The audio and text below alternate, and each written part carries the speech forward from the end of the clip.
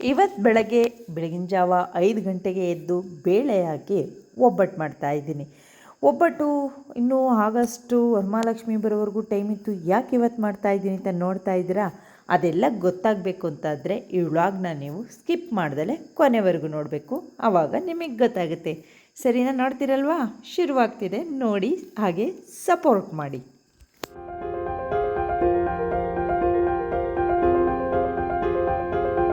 Hi hello friends, ಎಲ್ಲರೂ ಹೇಗಿದ್ದೀರಾ? ನಾನು ಚೆನ್ನಾಗಿದ್ದೀನಿ, ನೀವು ಕೂಡ ಚೆನ್ನಾಗಿದ್ದೀರಾ ಅಲ್ವಾ? ಇವತ್ತು ಬೆಳಗ್ಗೆನೇ ವ್ಲಾಗ್ ಶುರು ಮಾಡ್ತಾಯಿದ್ದೀನಿ. ನೀವೇನಿದು ಇವತ್ತು ಇಷ್ಟು ಬೇಗ ಹಬ್ಬದ ವಾತಾವರಣದಲ್ಲಿ ತಲೆ ಸ್ನಾನ ಆಗಿದೆ, ಈ ರೀತಿ ಇಷ್ಟೊಂದು ಥರ ಕಾಯಿನ ಹೊಡಿತಾ ಇದ್ದಾರೆ ಅಂತ ವಿಡಿಯೋ ನೋಡ್ತಾ ಇದ್ದೀರಾ? ಖಂಡಿತವಾಗ್ಲೂ ಹೌದು. ಇದು ನಾನು ಈ ಥರ ರೆಡಿಯಾದೆ ಅಂತ ಅಂದರೆ ಹಬ್ಬ ಅಂತಲೇ ಅನಿಸುತ್ತೆ. ಆದರೆ ಇವತ್ತೇನು ಹಬ್ಬ ಇರಲಿಲ್ಲ, ಮನೆಗೆ ಗೆಸ್ಟ್ ಬರ್ತಿದ್ರು. ಅದಕ್ಕೋಸ್ಕರ ಬೇಗನೆ ಈಗ ಸ್ಪೆಷಲ್ ಅಡುಗೆ ಮಾಡಬೇಕು ಅಂತಂದರೆ ಅದು ಹಬ್ಬದ ಥರನೇ ಅನಿಸುತ್ತಲ್ಲ.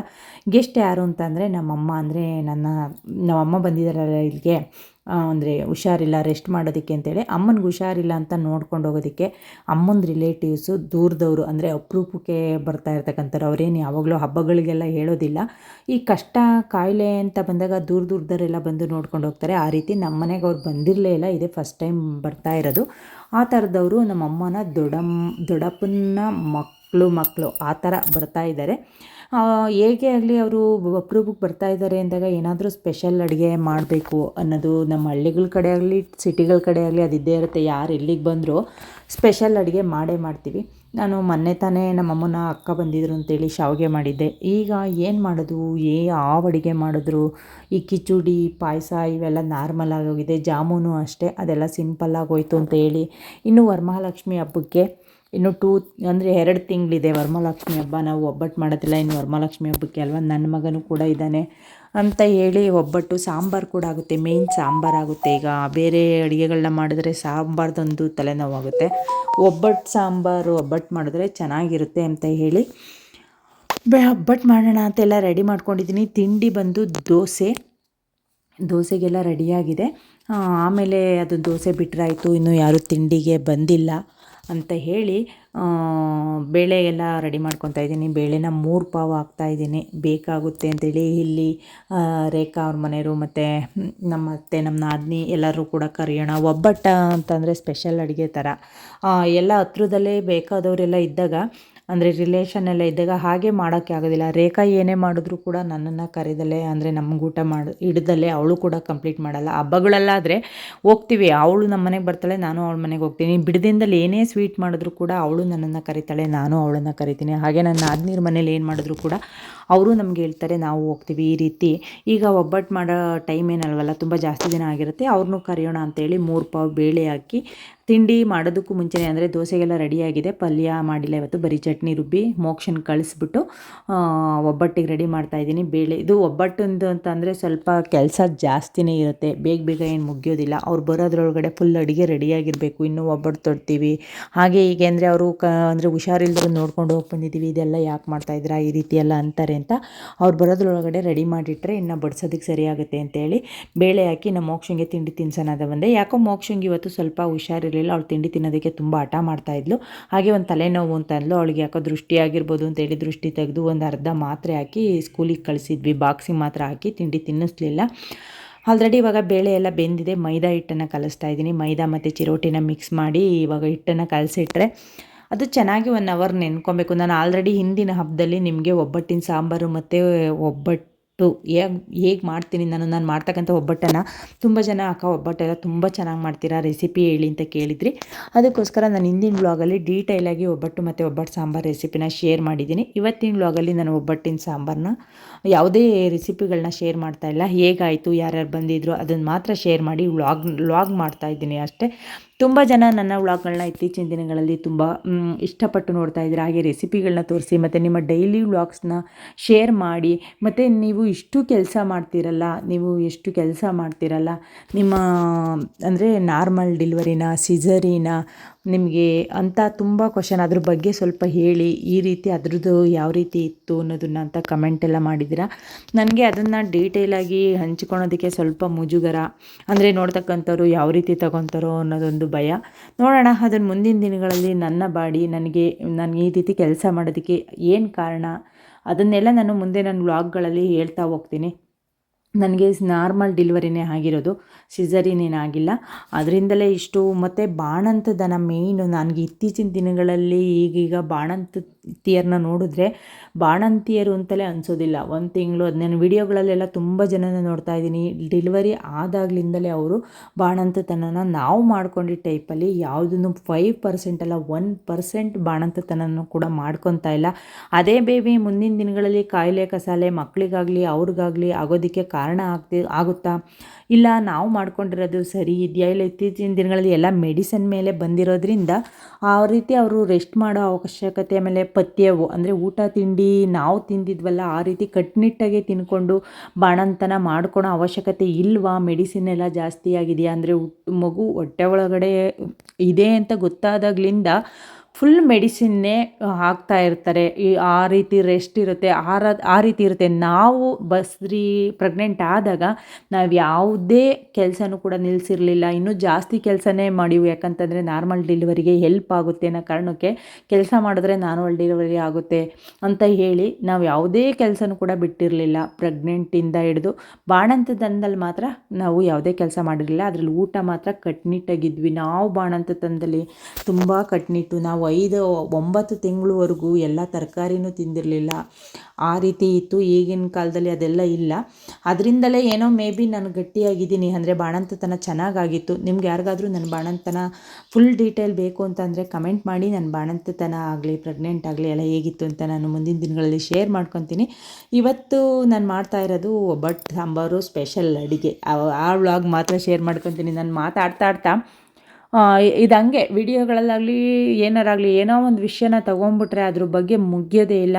ಅದನ್ನೇ ನಾವು ಟಾಪಿಕ್ ತೊಗೊಂಡು ಹೋಗ್ಬಿಡ್ತೀವಿ. ನಾವು ಮಾಡ್ತಾ ಇರೋ ಕೆಲಸಕ್ಕೂ ಅದಕ್ಕೂ ಸಂಬಂಧನೇನಿಲ್ಲ. ಇವ್ರು ಯಾಕಪ್ಪ ಹಿಂಗೆ ಮಾತಾಡ್ತಾರೆ, ನೋಡೋದಕ್ಕೆ ಬೋರ್ ಆಗುತ್ತೆ, ಈ ರೀತಿಯೂ ಕೂಡ ಅನಿಸುತ್ತೆ. ನನ್ನ ವ್ಲಾಗು ನಿಮಗೆ ಬೋರ್ ಅಂತ ಅಂದರೆ ಬೇಜಾರು ಆಗ್ತಿದೆಯಾ ಅದನ್ನು ಕೂಡ ಹೇಳಿ. ಏನಾದರೂ ಚೇಂಜ್ ಮಾಡ್ಕೊಬೇಕು ಅಂತ ಅಂದರೂ ನಾನು ಮುಂದಿನ ದಿನಗಳಲ್ಲಿ ಚೇಂಜ್ ಮಾಡ್ಕೊತೀನಿ. ಇವಾಗ ಟೈಮ್ ಬಂದು 10 ಗಂಟೆ ಆದರೂ ಕೂಡ ಇನ್ನು ನಮ್ಮನೆಯವರು ಕೂಡ ತಿಂಡಿಗೆ ಬಂದಿರಲಿಲ್ಲ, ಅಮ್ಮಂಗೂ ಕೂಡ ತಿಂಡಿ ಕೊಟ್ಟಿರಲಿಲ್ಲ. ಯಾಕಂತಂದರೆ ಬೇಳೆ ಕುದಿಸ್ಬಿಟ್ಟು ಸಾಂಬಾರ್ಗೆ ಒಗ್ಗರಣೆ ಮಾಡಿಬಿಟ್ಟು ಅದಾದಮೇಲೆ ನನ್ನ ಮಗನಿಗೂ ಕೂಡ ತಿಂಡಿ ಕೊಡೋಣ ಅಂತೇಳಿ ಅವರು ಮಧ್ಯಾಹ್ನ ಊಟದಷ್ಟೊತ್ತಿಗೆ ಬರ್ತಾರೆ ಅಂತ ಅಂದಿದ್ರು. ಮೇ ಬಿ ಅವ್ರು ಏನು ಅಂದ್ಕೊತಾರೋ, ನಾನು ಅವ್ರು ಬಂದಾಗ ವಿಡಿಯೋ ಕ್ಲಿಪ್ ತೊಗೊತೀನೋ ಇಲ್ವೋ ಗೊತ್ತಿಲ್ಲ. ಯಾಕಂತಂದರೆ ನಿಮಗೆ ಗೊತ್ತೇ ಇರುತ್ತೆ, ಇನ್ಸ್ಟಾಗ್ರಾಮ್ ಮತ್ತು ಯೂಟ್ಯೂಬ್ ಅಂತ ಅಂದರೆ ಒಬ್ಬೊಬ್ಬರು ಅವ್ರನ್ನ ತೋರಿಸ್ಕೊಳೋದಕ್ಕೆ ಇಷ್ಟಪಡೋದಿಲ್ಲ, ಮುಜುಗರ, ಏನೇನೋ ಒಂದೊಂದು ಕಾರಣ ಇರುತ್ತೆ. ಅವ್ರನ್ನ ಮೇ ಬಿ ನಾನು ವಿಡಿಯೋ ಮಾಡಲ್ಲ ಅಂತ ಅನಿಸುತ್ತೆ. ಅವ್ರು ಬಂದೋಗಿದ್ದ, ಯಾಕಂತಂದರೆ ಅವರು ನಾನು ಫಸ್ಟ್ ಟೈಮ್ ಅಂದರೆ ನಮ್ಮ ಮನೆಗೆ ಬರ್ತಾ ಇರೋದು. ನಮಗೆ ಬೇರೆ ಬೇರೆ ಫಂಕ್ಷನ್ಗಳಲ್ಲೆಲ್ಲ ಅವ್ರು ಸಿಗ್ತಾ ಇರ್ತಾರೆ, ಆದರೆ ನಮ್ಮ ಮನೆಗೆ ಬರ್ತಾ ಇರೋದು ಇದೇ ಫಸ್ಟ್ ಟೈಮ್ ಆಗಿರೋದ್ರಿಂದ ಮೇ ಬಿ ನಾನು ಅವ್ರ ವಿಡಿಯೋನ ತಗೊಳೋದಿಲ್ಲ ಅಂತ ಅನಿಸುತ್ತೆ. ಅದಾದಮೇಲೆ ಇದು ಹೇಗೆ ಆಯಿತು, ಒಬ್ಬಟ್ಟೆಲ್ಲ ಹೇಗಾಯಿತು ಬಂದೋದ್ರ ಅದನ್ನು ಮಾತ್ರ ನಾನು ಶೇರ್ ಮಾಡ್ಕೊತೀನಿ. ಅದೇನಾಗುತ್ತೆ ಅಂತ ಗೊತ್ತಿಲ್ಲ. ಈ ವಿಡಿಯೋ ಶೂಟ್ ಮಾಡಬೇಕಾದ್ರೆ ನನಗೆ ಅದ್ರ ಬಗ್ಗೆ ಐಡಿಯಾನೇ ಇರಲಿಲ್ಲ. ನಾನು ವಿಡಿಯೋ ಅವ್ರದ್ದು ತಗೊತೀನಾ ಇಲ್ವಾ ಅಂತ. ಈಗ ನಾನು ಕೇಳಿದ್ರು ಕೂಡ ಅವರು ಬೇಡ ಬಿಡಪ್ಪ ಅಂದರೆ ನನಗೊಂಥರ ಆಗುತ್ತೆ. ಅಕಸ್ಮಾತ್ ತಗೊಳಕ್ಕೆ ಹೋದಾಗ ಬೇಡ ಹಾಕಬೇಡ ಅಂದ್ರೆ ಅದು ಒಂಥರ ಆಗುತ್ತೆ. ಅದಕ್ಕೋಸ್ಕರ ನನ್ನ ಅದ್ರ ಬಗ್ಗೆ ಮಾತಾಡೋದೇ ಬೇಡ ಅವ್ರ ಹತ್ರ. ನಾನು ಅಡುಗೆ ಮಾಡೋದನ್ನು ಮಾತ್ರ ಈಗ ಸದ್ಯಕ್ಕೆ ಶೂಟ್ ಮಾಡ್ಕೊಳ್ಳೋಣ ಅಂತ ಹೇಳಿ ಒಬ್ಬಟ್ಟು ಸಾಂಬಾರು ಮತ್ತು ಅಡುಗೆ ಶುರು ಮಾಡಿದ್ನಲ್ಲ ಆ ವಿಡಿಯೋ ಶೂಟ್ ಮಾಡ್ಕೊತಾ ಇದ್ದೀನಿ. ನಾನು ಒಲೆ ಮೇಲೇ ಮಾಡೋಣ ಆಚೆಲಿ ಅಂತ ಅಂದ್ಕೊಂಡೆ. ಮಳೆ ಬಂದುಬಿಟ್ಟು ನೆನ್ನೆ ಸೌದೆ ಎಲ್ಲ ತಗೊಂಡಿಲ್ಲ, ಅಂದರೆ ಅವ್ರು ನನಗೆ ಬರೋದು ಗೊತ್ತಿರಲಿಲ್ಲ. ದಿಢೀರಂತ ಅವ್ರು ಬಂದ್ರಲ್ಲ, ಅದರಿಂದ ನಾನು ಸೌದೆ ಎಲ್ಲ ಒಳಗಡೆ ತಗೊಂಡಿರಲಿಲ್ಲ. ಇನ್ನು ಆ ಒಲೆ ಹಚ್ಚೋಕೆ ಹೋದರೆ ನಾನು ಟೈಮ್ ಬಂದು ಮಧ್ಯಾಹ್ನ ಆಗಿಬಿಡುತ್ತೆ. ಒಲೆ ಹತ್ಕೊಂಡ್ಮೇಲೆ ಚೆನ್ನಾಗಿ ಉರಿಯುತ್ತೆ. ಬಿಸಿಲೆಲ್ಲ ಇದ್ದು ಸೌದೆ ಚೆನ್ನಾಗಿದ್ದರೆ ಬೇಗನೆ ಉರಿಯುತ್ತೆ. ಆದರೆ ಒಲೆ ಹತ್ತೋದೇ ಕಷ್ಟ ಆಗುತ್ತೆ ಅಂತ ಹೇಳಿ ನಾನು ಇವತ್ತು ಒಲೆ ಮೇಲೆ ಮಾಡೋಕ್ಕೆ ಹೋಗಲಿಲ್ಲ. ನಾನು ಒಬ್ಬಟ್ಟನ್ನು ಸ್ಟವ್ ಮೇಲೆ ಮಾಡಿದೆ. ಇವಾಗ ನಮ್ಮ ಮನೆಯವ್ರು ಬಂದರು. ನಮ್ಮ ಮನೆಯವ್ರು ಬಂದಮೇಲೆ ಇವತ್ತು ಪಲ್ಯ ಮಾಡಿಲ್ಲ, ಬರೀ ಚಟ್ನಿ ಅಂತೇಳಿ ದೋಸೆ ಬಿಡ್ತಾಯಿದ್ದೀನಿ.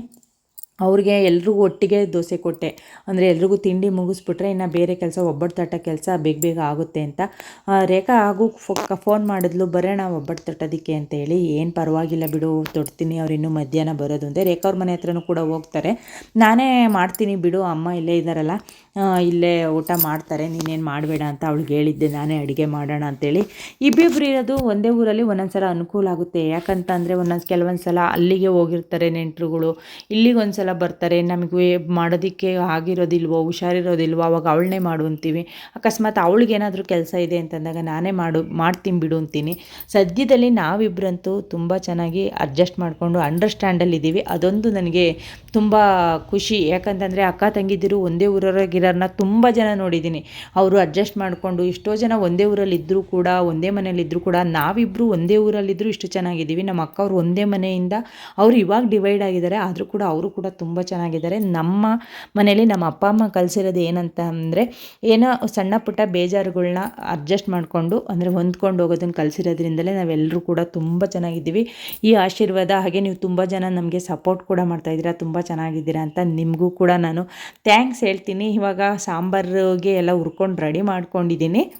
ಇತ್ತೀಚೆಗೆ ಮಾಡ್ತಕ್ಕಂಥ ಅಡುಗೆಗಳು, ಸ್ವೀಟ್ಗಳು ಬೇಗ ಬೇಗ ಆಗ್ಬೋದು. ಆದರೆ ಮೊದಲು ಕಾಲದಲ್ಲೆಲ್ಲ ಇನ್ನು ಹಳ್ಳಿ ಕಡೆಯಲ್ಲಿ ಮಾಡ್ತಿರ್ತಕ್ಕಂಥ ಈ ಶಾವಿಗೆ, ಒಬ್ಬಟ್ಟು, ಈ ಕಲಸು ರೊಟ್ಟಿ ಇವೆಲ್ಲ ಪ್ರೊಸೀಜರ್ಗಳು ಜಾಸ್ತಿನೇ ಇರುತ್ತೆ. ನೋಡಿ, ಒಬ್ಬಟ್ಟನ್ನು ನಾನು ಬೆಳಗ್ಗೆ 6 ಗಂಟೆಯಿಂದಲೇ ಕೆಲಸ ಶುರು ಮಾಡಿದ್ದೀನಿ, ಆದರೂ ಮಧ್ಯಾಹ್ನ 2 ಗಂಟೆವರೆಗೂ ಒಬ್ಬಟ್ಟು ಅಡುಗೆ ಕೆಲಸ ಮುಗಿಯೋದೇ ಇಲ್ಲ. ಅದೇ ಕೆಲಸನೇ ಪ್ರೊಸೀಜರೇ ಜಾಸ್ತಿ. ನೀವೆಲ್ಲ ಒಬ್ಬಟ್ಟು ಸಾಂಬಾರು ಯಾವ ರೀತಿ ಮಾಡ್ತೀರೋ ಗೊತ್ತಿಲ್ಲ. ನಾನು ಹಿಂದೆ ಹಬ್ಬದಲ್ಲಿ ಮಾಡಿದಾಗ, ಗೌರಿ ಯಾವ ಹಬ್ಬದಲ್ಲಿ ಒಬ್ಬಟ್ಟು ಮಾಡಿದಾಗ, ಯುಗಾದಿ ಹಬ್ಬ ಅನಿಸುತ್ತೆ, ಆ ಹಬ್ಬದಲ್ಲಿ ನಾನು ಒಬ್ಬಟ್ಟು ಮಾಡಿದಾಗ ರೆಸಿಪಿನ ನೀಟಾಗಿ ಡೀಟೇಲಾಗಿ ಶೇರ್ ಮಾಡಿದ್ದೀನಿ. ಸಾಂಬಾರ್ ರೆಸಿಪಿನೂ ಕೂಡ ಶೇರ್ ಮಾಡಿದ್ದೀನಿ. ಪ್ಲೀಸ್ ಒಂದು ಸಲ ಚೆಕ್ ಮಾಡ್ಕೊಳ್ಳಿ. ಹಾಗೆ ಐ ಕಾರ್ಡಲ್ಲಿ ಬೇಕಿದ್ದರೆ ನಾನು ವಿಡಿಯೋದಲ್ಲಿ ಹಾಕಿದ್ದೀನಿ ಲಿಂಕು, ಅಂದರೆ ಕ್ಲಿಪ್ ಹಾಕಿದ್ದೀನಿ, ಒಂದು ಸಲ ಚೆಕ್ ಮಾಡ್ಕೊಂಬಿಡಿ ಅಂತ ಹೇಳ್ತಾ, ಇವತ್ತು ನಾನು ರೆಸಿಪಿ ಶೂಟ್ ಮಾಡ್ತಾಯಿಲ್ಲ. ನೋಡಿ, ಕರೆಂಟ್ ಹೋಯಿತು. ನಾನು ಕೆಲಸ ಶುರು ಮಾಡೋದ್ರೊಳಗಡೆ ಕರೆಂಟ್ ಹೋಗುತ್ತೆ. ಹೆಂಗೋ ಖಾರ ಎಲ್ಲ ರುಬ್ಕೊಂಡಿದ್ದೆ. ನಾನಿನ್ನೂ ನಮ್ಮ ಮನೇಲಿ UPS ಇಲ್ಲ, ಅದರಿಂದ ಸ್ವಲ್ಪ ಕರೆಂಟ್ ಹೋದಾಗ ವೆಯ್ಟ್ ಮಾಡ್ತಲೇ ಇರಬೇಕು. ಕರೆಂಟ್ ಹೋಯಿತು ಅಂತ ಅಂದಾಗ ಅಕಸ್ಮಾತ್ ಬರಲಿಲ್ಲ ಅಂದರೆ ರೇಖಾ ಅವ್ರ ಮನೇಲಿ UPS ಇದೆ, ಏನು ತೊಂದರೆ ಇಲ್ಲ, ಅಲ್ಲಿಗೆ ಹೋಗಿ ನಾನು ರುಬ್ಬಿಸ್ಕೊಂಬರ್ತಾ ಇರ್ತೀನಿ. ಈ ಸಲ UPS ಹಾಕಿಸ್ಬೇಕು ಅಂತ ಅಂದ್ಕೊಂಡಿದ್ವಿ. ನಮ್ಮೂರಲ್ಲಿ ನಿರಂತರ ಇರೋದ್ರಿಂದ ಅಂಥ ತೊಂದರೆ ಏನು ಬರೋದಿಲ್ಲ.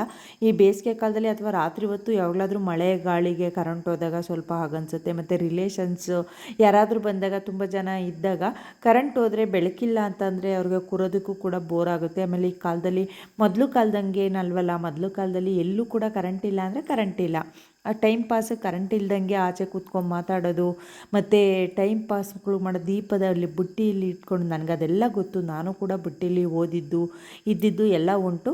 ಆದರೆ ಈ ಕಾಲದ ಮಕ್ಕಳಿಗಾಗಲಿ ದೊಡ್ಡವ್ರಿಗಾಗಲಿ ಕರೆಂಟ್ ಇಲ್ಲ ಅಂತಂದರೆ ಅರ್ಧ ಗಂಟೆ ಇರೋದಕ್ಕಾಗೋದಿಲ್ಲ, ಮೊಬೈಲಲ್ಲಿ ಚಾರ್ಜ್ ಇಲ್ಲ ಅಂದರೆ ಇರೋದಕ್ಕಾಗೋದಿಲ್ಲ. ಈ ರೀತಿ ನಾವು ಕೆಲವೊಂದು ಪರಿಸ್ಥಿತಿಗೆ, ಕೆಲವೊಂದು ಟೈಮ್ಗೆ ಹೊಂದ್ಕೊಂಬಿಟ್ಟು ಈಗ ಈ ರೀತಿ ಬರತಕ್ಕಂಥವನು ಕೂಡ ನಮ್ಮ ಕೈಲಿ ಮೇಂಟೈನ್ ಮಾಡೋಕ್ಕಾಗೋದಿಲ್ಲ. ಅದರಿಂದ ನಾನು ಸ್ವಲ್ಪ ಕರೆಂಟ್ ಏನು ಬೇಕಿರಲ್ಲ, ಅಕಸ್ಮಾತ್ ರಾತ್ರಿ ಕರೆಂಟ್ ಹೋದರೆ ಮೊಬೈಲ್ ನೋಡ್ಕೊಳೋದು, ಇಲ್ಲ ಸುಮ್ಮನೆ ಕೂತ್ಕೊಂಡು ನಾನು ನಮ್ಮ ಮನೆಯವರೇ ಮಾತಾಡ್ತೀವಿ. ನನ್ನ ಮಗ ಕೂಡ ಇಲ್ಲಿ ಇಲ್ದಲೇ ಇರೋದ್ರಿಂದ ಇಷ್ಟು ದಿನ UPS ಹಾಕ್ತಲೇ ಹಾಗೆ ಕಾಲ ತೇಳ್ತಾ ಇದ್ದೀವಿ. ಇಲ್ಲ, ಈ ವರ್ಷ ಹಾಕಿಸೋಣ ಅಂತಲೂ ಕೂಡ ಅಂದ್ಕೊಂಡಿದ್ದೀವಿ. UPS ಕೂಡ ಹಾಕಿಸ್ಕೊಬೇಕು. ನನ್ನ ಮಗ ಇರೋದ್ರಿಂದ ಈಗ ಸ್ವಲ್ಪ ಕೆಲಸಕ್ಕೆಲ್ಲ ಹೆಲ್ಪ್ ಆಗ್ತೈತೆ. ಅವನಿಗೆ ರಜಾ 1.5 ತಿಂಗಳಿದೆ. ನೀವೆಲ್ಲ ತುಂಬ ಜನ ಕೇಳ್ತಾಯಿದ್ದೀರಾ, ಇಷ್ಟು ದೊಡ್ಡ ಮಗ ಇದ್ದಾನೆ ಮೇಡಮ್ ಅಂತ. ಖಂಡಿತವಾಗ್ಲೂ ಹೌದು, ಇಷ್ಟು ದೊಡ್ಡ ಮಗ ಇದ್ದಾನೆ. ಅವನು ಓದ್ತಾ ಇರೋದು ಎಲ್ಲಿ ಮತ್ತು ಇಲ್ಲಿ ಅಂದರೆ ಏನು ಓದ್ತಾ ಇದ್ದಾನೆ ಎಲ್ಲ ಕೇಳ್ತಾ ಇದ್ದೀರಾ. ಅವನು ಓದ್ತಾ ಇರೋದು ಇಂಜಿನಿಯರಿಂಗು ಬೆಂಗಳೂರಲ್ಲಿ ಪ್ರೆಸಿಡೆನ್ಸಿ ಯೂನಿವರ್ಸಿಟಿಲಿ. ಈಗ 2ನೇ ವರ್ಷದ ಮುಗ್ದೈತೆ, ಇನ್ನೂ 2 ವರ್ಷ ಓದೋದಿದೆ ಅಂತ ಹೇಳ್ತೀನಿ. ಅವನು ಬೋಂಡ ಎಲ್ಲ ಬೇಯಿಸ್ತಾ ಇದ್ದ. ಅಷ್ಟರಲ್ಲಿ ರಿಲೇಷನ್ಸ್ ಬಂದು ಹೋಗಿದ್ದಾಯಿತು. ನಾನು ಅವರು ಯಾವುದೂ ವಿಡಿಯೋ ಕ್ಲಿಪ್ ತೊಗೊಳ್ಲಿಲ್ಲ. ಯಾಕಂತಂದರೆ ನಿಮಗೆ ಗೊತ್ತೇ ಇರುತ್ತೆ, ವಿಡಿಯೋ ಕ್ಲಿಪ್ ತೊಗೊಬೇಕು ಅಂದರೆ ಎಷ್ಟು ರಿಸ್ಕ್ ಇರುತ್ತೆ. ಮತ್ತು ನನಗೆ ಅವ್ರನ್ನೆಲ್ಲ ಊಟಕ್ಕೆ ಇಡ್ತಾ ನಾನು ವಿಡಿಯೋ ಕ್ಲಿಪ್ ಹಾಕ್ಕೊಂಡ್ರೆ ಅಷ್ಟು ಚೆನ್ನಾಗಿ ಕಾಣೋದಿಲ್ಲ. ಅದಕ್ಕೋಸ್ಕರ ಅವ್ರು ಊಟ ಮಾಡಿದ್ದು, ಅವ್ರು ಬಂದೋಗಿದ್ದು ನಾನು ಯಾವ ಕ್ಲಿಪ್ನೂ ತೊಗೊಳ್ಳಿಲ್ಲ. ಅವ್ರಿಗೆ ಏನು ಅನಿಸುತ್ತಾ ಪಾಪ, ನಾನು ಅವ್ರನ್ನ ಕೇಳಲೂ ಇಲ್ಲ. ಅವ್ರು ಬೇಡ ಅಂತಲೂ ಅನ್ನಲಿಲ್ಲ, ನಾನು ಅವ್ರನ್ನ ಕೇಳಲೇ ಇಲ್ಲ. ನಾನು ಅದ್ರ ಬಗ್ಗೆ ಮಾತು ಆಡಲಿಲ್ಲ, ಅದರಿಂದ ವಿಡಿಯೋ ತಗೊಳ್ಳಿಲ್ಲ. ಇನ್ನು ನಮ್ಮ ನಾದಿನಿ ಮತ್ತು ನಮ್ಮ ಅತ್ತೆನೂ ಕೂಡ ಊಟಕ್ಕೆ ಕರೆದಿದ್ದೆ. ಇನ್ನೇನು ಒಬ್ಬಟ್ಟು ಈ ಥರ ಸ್ಪೆಷಲ್ ಅಡುಗೆ ಮಾಡಿದಾಗ ನಮ್ಮಲ್ಲಿ, ಇಲ್ಲಿ ನನ್ನ ರೇಖಾ ಕೂಡ ಇಲ್ಲೇ ಇದ್ದಾಳೆ, ಮತ್ತು ನಮ್ಮ ನಾದಿನಿರು ಇಲ್ಲೇ ಇದ್ದಾರೆ. ಹೀಗೆ ನನ್ನ ಮಕ್ಕಳನ್ನ ಮತ್ತು ನಮ್ಮ ನಾದಿನಿ ರೇಖಾ ಅವ್ರನ್ನ ಕರೀದಲ್ಲೇ ಮುಗಿಸೋದಿಲ್ಲ. ಅವರು ಕೂಡ ಅಷ್ಟೇ, ಅವ್ರ ಮನೇಲಿ ಏನಾದರೂ ಸಿಹಿ ಅಡುಗೆಗಳನ್ನ ಮಾಡಿದ್ರೆ ನನ್ನ ಕರೀದಲ್ಲೇ ಇರೋದೇ ಇಲ್ಲ. ರೇಖಾ ಏನೇ ಅಡುಗೆ ಮಾಡಿದ್ರು ನಾನು ಹೋಗಲಿಲ್ಲ ಅಂತ ಅಂದರೆ ಕೊಟ್ಟಾದರೂ ಕಳಿಸ್ತಾಳೆ, ಇಲ್ಲ ಅಂತ ಅಂದರೆ ಹೋಗಿನೇ ಊಟ ಮಾಡ್ತೀವಿ. ಈ ರೀತಿ ಇರುತ್ತೆ. ರೇಖಾರು ಆಮೇಲೆ ಬರ್ತೀವಿ ಅಂತ ಅಂದರು. ಆಮೇಲೆ ಬಂದಮೇಲೂ ಕೂಡ ನನಗೆ ಬೆಳಗ್ಗೆಯಿಂದ ಕೆಲಸ ಸಾಕಾಗಿತ್ತು. ವಿಡಿಯೋ ಕ್ಲಿಪ್ ಅವಳು ಬಂದಿದ್ದು ಕೂಡ ತೊಗೊಳ್ಳಿಲ್ಲ. ಮತ್ತು ನಮ್ಮಮ್ಮ, ನಾನು, ನಮ್ಮ ನಾದಿನಿ ಎಲ್ಲರೂ ಕೂಡ ಊಟ ಮುಗಿಸ್ಕೊಂಡು ತಾಂಬೂಲ ಹಾಕ್ಕೊಂಡು ಕೂತ್ಕೊಂಡ್ವಿ. ಒಂದು ಅರ್ಧ ಗಂಟೆ ಮಾತಾಡ್ತಾ ಇವತ್ತಿನ ಕೆಲಸ ತುಂಬ ಜಾಸ್ತಿ ಇದೆ. ಪಾತ್ರೆಗಳೆಲ್ಲ ಬೆಳಗಿರಲಿಲ್ಲ, ಬೆಳಗ್ಗೆಯಿಂದ ಊಟಕ್ಕೆ ಇಟ್ಟಿದ್ದಿಲ್ಲ, ಹಾಗೇ ಇತ್ತು. ಈ ರೀತಿ ಕೆಲಸದಲ್ಲಿ ತುಂಬ ಟಯರ್ಡ್ ಆಗುತ್ತೆ. ನೀವೆಲ್ಲ ತುಂಬ ಜನ ತುಂಬ ಪ್ರಶ್ನೆಗಳನ್ನ ಕೇಳ್ತೀರಾ, ಎಷ್ಟು ಎನರ್ಜೆಟಿಕ್ಕಾಗಿ, ಎಷ್ಟು ಖುಷಿಯಾಗಿರ್ತೀರಾ ಅಂತೇಳಿ. ಇದಕ್ಕೆ ಮೇ ಬಿ ಮನಸ್ಸು ಒಂದು ಕಡೆ ಕಾರಣ ಅಂತ ಅನಿಸುತ್ತೆ. ನಾವು ಸಣ್ಣ ಸಣ್ಣ ತಪ್ಪುಗಳನ್ನ ಯಾರು ತಪ್ಪು ಮಾಡಲ್ಲ ಹೇಳಿ? ತಪ್ಪು ಇಲ್ದಂಗೆ ಇರ್ತಕ್ಕಂಥ ಮನುಷ್ಯರೇ ಇಲ್ಲ. ಅದರಿಂದ ಸಣ್ಣ ಪುಟ್ಟ ತಪ್ಪುಗಳನ್ನ ಇಗ್ನೋರ್ ಮಾಡ್ಕೊಂಡು ಹೋಗ್ಬೇಕು ಅಷ್ಟೇ. ನಮ್ಮ ಮನೆಯವರು ಗುಬ್ಬಿಗೆ ಹೋಗಿದ್ರು, ಅವ್ರು ಇರಲಿಲ್ಲ, ಏನೋ ಕೆಲಸ ಅಂತ ಹೇಳಿ. ಹಾಗಾಗಿ ಅವ್ರು ಬಂದರು, ಅವ್ರು ತರಕಾರಿ ತೊಗೊಂಬಂದರು. ನಮ್ಮಮ್ಮ ಊಟ ಎಲ್ಲ ಮುಗಿಸಿ ನಮ್ಮ ನಾದಿನಿ ಹೋದ್ಮೇಲೆ ಮಲಗಿದ್ರು. ನಾನು ತರಕಾರಿ ತೊಗೊಂಬಂದರು ಅಂತ ತೆಗ್ದಿಟ್ನೆಲ್ಲ ಸೊಪ್ಪು ಸೋಸ್ಕೊಡ್ತೀನಿ ಅಲ್ಲಿಡು ಅಂತ ಅಂದರು. ಅದಕ್ಕೋಸ್ಕರ ಸೊಪ್ಪೆಲ್ಲ ತಕ್ಕೊಟ್ಟೆ. ಅಮ್ಮ ಸೊಪ್ಪೆಲ್ಲ ಸೋಸ್ಕೊಟ್ರು.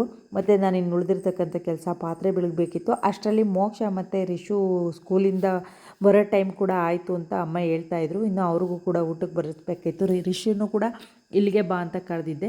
ಈ ಒಂದೇ ಊರಲ್ಲಿ ಅಕ್ಕ ತಂಗಿ ಇದ್ದಿರೋದು ತುಂಬ ಒಂದೊಂದು ಸತಿ ಹೆಲ್ಪ್ ಆಗುತ್ತೆ.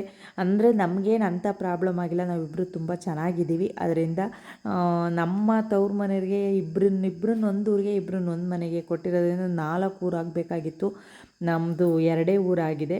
ನೋಡಿ, ನಮ್ಮನೆಯವರು ಗುಬ್ಬಿಯಿಂದ ಬಂದು, ಅಂದರೆ ಅವರು ಕಟಿಂಗ್ ಮಾಡಿಸ್ಕೊಂಬಂದಿದ್ರು. ಸ್ನಾನ ಮುಗಿಸಿ ಆವಾಗ ಊಟಕ್ಕೆ ಕೂತಿದ್ರು. ರಿಷು ಕೂಡ ಬಂದ ಅಷ್ಟರಲ್ಲಿ, ರಿಷು ಮೋಕ್ಷ ಅವರಿಬ್ಬರಿಗೂ ಕೂಡ ಊಟಕ್ಕಿಟ್ಟು ಕೊಟ್ಟೆ. ಅವ್ರನ್ನ ಮಾತಾಡಿಸ್ತಾ ಇದ್ವಿ. ಅಷ್ಟರಲ್ಲಿ ಪಕ್ಷಿ ಒಳಗಡೆ ಬಂತು ಅಂತ ನಮ್ಮ ರಿಷು ನೋಡಿ ಪಕ್ಷಿ ಹಿಡಿಯೋಕ್ಕೆ ಅಂತ ಹೋದ ಊಟ ಮುಗಿಸ್ಕೊಂಡು. ಅದಕ್ಕೆ ಗೊತ್ತಾಗ್ತಾ ಇಲ್ಲ ಎಲ್ಲಿ ಆಚೆ ಹೋಗಬೇಕು ಅಂತ. ಡೋರ್ ತೆಗ್ದಿದೆ, ಅದರಲ್ಲಿ ಬಂದುಬಿಟ್ಟಿದೆ. ಅದನ್ನು ಹಿಡಿಯೋಕ್ಕೆ ಹೋಗ್ತಾನೆ, ಅದು ತಪ್ಪಿಸ್ಕೊಂಡು ನೋಡಿ ಹಿಡ್ದ. ನನಗೆ ಭಯ ಆಗ್ತಿತ್ತು, ನನ್ನ ಕಡೆಗೆ ಬಂದ್ಬಿಡ್ತು ಅಂತ ನಾನಂತೂ ಜೋರಾಗಿ ಕಿರುಚ್ಕೊಂಬಿಟ್ಟೆ. ಕಿಟಕಿ ತೆಗಿತಾ ಇದ್ದ ಹೋಗ್ಲಿ ಅಂತವ. ಅದಕ್ಕೂ ಕೂಡ ಗಾಬರಿ, ಇವರೇನೋ ಮಾಡ್ತಾರೆ, ಏನೋ ಹಿಡ್ಕೊಂಬಿಡ್ತಾರೆ ಅಂತ ಗಾಬರಿಲಿ ಓಡಾಡ್ತಿತ್ತು. ಹಂಗೂ ಕಿಟಕಿಗಳನ್ನೆಲ್ಲ ತೆಗೆದು, ಡೋರೆಲ್ಲ ತೆಗೆದು, ನಮ್ಮ ರಿಷು ಹತ್ತಲಿಂದ ಓಡಿಸಿ ಈ ರೀತಿ ಎಲ್ಲ ಸರ್ಕಸ್ ಎಲ್ಲ ಮಾಡ್ತಾಯಿದ್ವಿ. ಆದರೂ ಕೂಡ ಅದು ಹೋಗ್ತಾ ಇರಲಿಲ್ಲ. ಇತ್ತೀಚೆಗಂತೂ ತುಂಬ ಕೆಲಸ. ನನಗಂತೂ ಈ ವಿಡಿಯೋ ಎಡಿಟಿಂಗ್ ಮಾಡೋದು ಮತ್ತು ಕೆಲಸ ಮಾಡೋದು, ತೋಟದ ಕೆಲಸ ಮಾಡೋದು, ಈ ರೀತಿ ತುಂಬ ಕೆಲಸ ಆಗಿದೆ. ನನಗಂತೂ ಈ ವಿಡಿಯೋ ಎಡಿಟಿಂಗು ಸ್ವಲ್ಪ ಕಷ್ಟನೇ ಏನೋ ಅನ್ನಿಸ್ತಾ ಇದೆ. ಯೂಟ್ಯೂಬ್ ಒಂದೊಂದು ಸಲ ಬಿಟ್ಬಿಡೋಣ, ನನಗೆ ಇದರಿಂದ ಏನು ಪ್ರಯೋಜನ ಬೇರೆ ಆಗ್ತಾಯಿಲ್ಲ. ಅಂದರೆ ವ್ಯೂಸ್ ಎಲ್ಲ ಹೋಗ್ತಾಯಿಲ್ಲ, ಯಾಕೋ ಜನಗಳಿಗೆ ನನ್ನ ವಿಡಿಯೋಗಳು ಇಷ್ಟ ಆಗ್ತಾಯಿಲ್ಲ ಅಂತಲೂ ಕೂಡ ಯೋಚನೆ ಮಾಡ್ತೀನಿ. ಆದರೆ ಇಲ್ಲಿವರೆಗೂ ಬಂದಿದ್ದೀನಿ. ಇಗ್ನೋರ್ ಮಾಡೋದು ಬೇಡ, ಬಿಡೋದು ಬೇಡ ಅಂತ ನಾನು ತುಂಬ ಎಫರ್ಟ್ ಆಗ್ತಾಯಿದ್ದೀನಿ. ದಯವಿಟ್ಟು ಪ್ಲೀಸ್, ಈಗ ಸ್ವಲ್ಪ ಇಂಪ್ರೂವ್ ಆಗಿದೆ. ವ್ಯೂಸ್ ಕೊಡಿ. ದಯವಿಟ್ಟು ನನ್ನ ಚಾನಲ್ನ ಸಬ್ಸ್ಕ್ರೈಬ್ ಆಗಿ ವಿಡಿಯೋ ನೋಡಿ. ನಾನು ಇನ್ನೂ ಹೆಚ್ಚು ಒಳ್ಳೆ ವಿಡಿಯೋಗಳನ್ನ ನಿಮ್ಮ ಜೊತೆ ಶೇರ್ ಮಾಡ್ಕೊಳೋದಕ್ಕೆ, ಇನ್ಫಾರ್ಮೇಟಿವ್ ವಿಡಿಯೋಗಳನ್ನ ಶೇರ್ ಮಾಡ್ಕೊಳೋದಕ್ಕೆ ಪ್ರಯತ್ನ ಪಡ್ತೀನಿ. ಹಳ್ಳಿ ವ್ಲಾಗ್ನ ಶೇರ್ ಮಾಡ್ತೀನಿ ಅಂತ ಹೇಳ್ತಾ, ಸದ್ಯಕ್ಕೆ ಈಗ ನಮ್ಮಮ್ಮ ಇನ್ನೂ ಸೊಪ್ಪು ಸೋಸ್ತಾಯಿದ್ರು. ನೋಡಿ, ಇಷ್ಟು ಪಾತ್ರೆ ಬೆಳಗ್ಗೆಯಿಂದ ಬೆಳಗಿರಲಿಲ್ಲ. ಒಳಗಡೆ ಬೆಳಗೋದು ನಿಂತ್ಕೊಂಡು ಸಾಕಾಗುತ್ತೆ, ನಿಂತ್ಕೊಳೋದಕ್ಕೂ ಕೂಡ ಆಗ್ತಾ ಇರಲಿಲ್ಲ ಅಂಥೇಳಿ ಆಚೆ ತೊಗೊಂಬಂದು ಈ ರೀತಿಯಾಗಿ ಕೂತ್ಕೊಂಡು ಪಾತ್ರೆ ಬೆಳಗ್ತಾ ಇದ್ದೀನಿ. ಈ ವ್ಲಾಗ್ ಇಲ್ಲಿಗೆ ಎಂಡಿಗೆ ಬಂತು. Take care. ನಾನು ಫುಲ್ ಟಯರ್ಡಾಗಿ ಹಿಂಗೆ ಕೂತಿದ್ದೀನಿ ಫ್ರೆಂಡ್ಸ್. ಬೆಳಗ್ಗೆ ಬೇಗ ಎದ್ದಿದ್ನಲ್ಲ, ಅದಕ್ಕೋಸ್ಕರ ಸಾಕಾಗಿ ನಿದ್ದೆ ಬರ್ತಾ ಇದೆ. ನಮ್ಮ ಅಮ್ಮಂಗೆ ತರಕಾರಿ ಸೊಪ್ಪು ಸೋಸಕ್ಕೆ ಕೊಟ್ಟು ಈ ಥರ ಕೂತಿದ್ದೀನಿ. ಮೋಕ್ಷ ಮಾಮೂನ ಹತ್ರ ಜಗಳ ಆಡ್ತಿದ್ದಾಳೆ. ಅಲ್ಲಿ ಮುರ್ಕೇನು ಅಲ್ಲೇಳು, ಅಲ್ಲೆಲ್ಲಿ ಮುರಿದೋಗೈತೆ ಮೋಕ್ಷ. ಮೋಕ್ಷನ ಅಲ್ಲೇನು ಮುರಿದೋಗಿಲ್ಲ ನೋಡಿ. ಅವರಿಬ್ರು ಅವ್ರ ಮಾಮನ ಹತ್ರ ಜಗಳ ಆಡ್ತಲೇ ಇರ್ತಾಳೆ.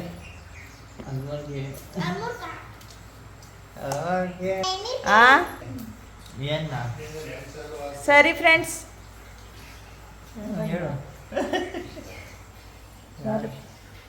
ಯಾರ ಬಂದ್ರ?